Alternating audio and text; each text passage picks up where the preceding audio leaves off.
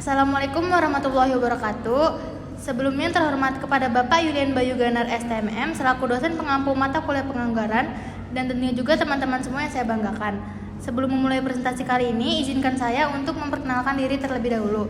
Perkenalkan, nama saya Jana Dwi Arianti sebagai moderator dan tentunya ada rekan-rekan saya yaitu saya Hendrawan Senata Jaya. Saya Dina Lestari. Saya Desita Hati. Saya Marinan Baini. Pada kesempatan kali ini, kami akan mempresentasikan hasil kerja kelompok kami dengan judul Anggaran Modal. Di sini saya akan menjelaskan tentang pengertian anggaran modal. Anggaran modal adalah suatu gabungan dari dua suku kata, yakni anggaran dan modal. Dalam hal ini, modal mengacu pada pengeluaran besar yang dikeluarkan oleh perusahaan seperti membeli aset, biaya penelitian, pengembangan produk, dan lain sebagainya. Sedangkan anggaran memiliki arti menetapkan target guna memaksimalkan profitabilitas. Lalu di sini saya akan menjelaskan tujuan dari anggaran modal itu sendiri. Tujuan penyusunan anggaran modal adalah untuk mengambil keputusan terkait investasi jangka panjang, modal yang akan dikeluarkan perusahaan untuk operasionalnya. Anggaran ini akan menjadi salah satu pertimbangan penting dalam investasi aset perusahaan. Selain itu, anggaran ini juga akan digunakan untuk merencanakan pengembalian modal tersebut atas berbagai investasi yang dilakukan perusahaan seperti investasi mesin, properti, teknologi, dan yang lain-lainnya.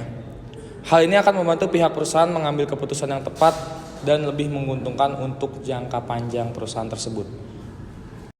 Di sini saya akan menjelaskan tentang metode anggaran modal. Metode anggaran modal melibatkan 3 jenis teknik, yaitu 1. Teknik arus kas diskon.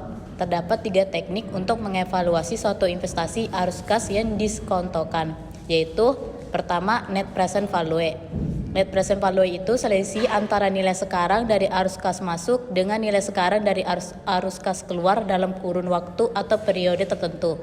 Yang kedua, benefit to cost ratio, yaitu metode perhitungan dari perbandingan bunga suatu investasi dan menyamakannya dengan nilainya saat ini berdasarkan perhitungan kas bersih di periode mendatang. Lalu ada internal rate of return, yaitu metode untuk menghitung tingkat bunga suatu investasi dan menyamakannya dengan nilainya saat ini berdasarkan perhitungan kas bersih di periode mendatang. Yang kedua, teknik arus kas tanpa diskon. Teknik arus kas tanpa diskonto dibagi menjadi 2, yaitu tingkat pengembalian akuntansi, yaitu cara untuk mengetahui berapa rata-rata keuntungan yang bisa didapatkan setiap tahunnya dari suatu investasi dibandingkan dengan jumlah uang yang ditanamkan. Yang kedua, metode payback period, yaitu cara untuk menentukan lama waktu pengembalian modal. Yang ketiga, analisis throughput, yaitu adalah analisis penganggaran modal yang paling rumit namun paling akurat untuk membantu dalam memutuskan proyek mana yang ingin dicapai. Jenis-jenis anggaran modal. Yang pertama, analisis throughput. Ini merupakan analisis yang paling rumit di antara beberapa analisis lainnya dalam anggaran modal. Namun, di lain sisi, analisis throughput juga menjadi analisis yang dianggap paling akurat jika dibandingkan dengan analisis lainnya. Nah, yang kedua itu ada analisis DCF.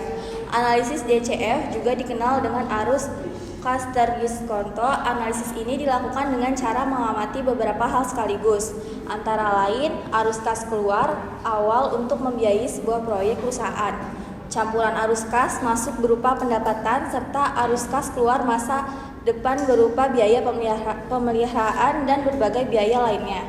Terus yang ketiga ada analisis pengambilan.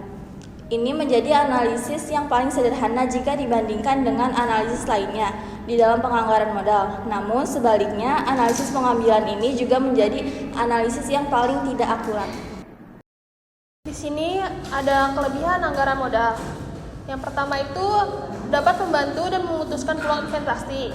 Yang kedua, membantu dalam membandingkan lebih dari satu proyek menggunakan metrik yang sama.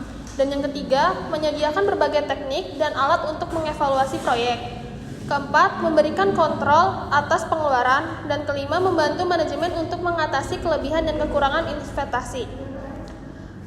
Selanjutnya ada kekurangan dari anggaran modal. Yang ke-1, kelemahan terbesar mereka adalah bahwa keputusan ini tidak dapat dibalik. Yang kedua, banyak parameter dalam teknik penganggaran modal bersifat subjektif. Yang ketiga, perlu membuat beberapa asumsi untuk sampai pada keputusan. Yang keempat, teknik penganggaran modal memerlukan estimasi arus kas masa depan, karena masa depan tidak pasti hasilnya, mungkin tidak selalu akurat. Dan terakhir yang kelima, faktor kualitatif tertentu seperti moral karyawan, niat baik, dan lain-lain mempengaruhi keputusan manajemen, namun tidak ada teknik untuk mengukurnya. Dari pembahasan yang tadi disampaikan oleh teman-teman saya, bisa disimpulkan bahwa anggaran modal mempunyai peranan yang sangat penting bagi bisnis. Penganggaran ini berfungsi sebagai pedoman dalam melakukan kegiatan operasional bisnis sehingga bisa mendatangkan keuntungan bagi suatu perusahaan. Mungkin itu saja materi yang dapat kami sampaikan, kurang lebihnya mohon maaf. Wassalamualaikum warahmatullahi wabarakatuh.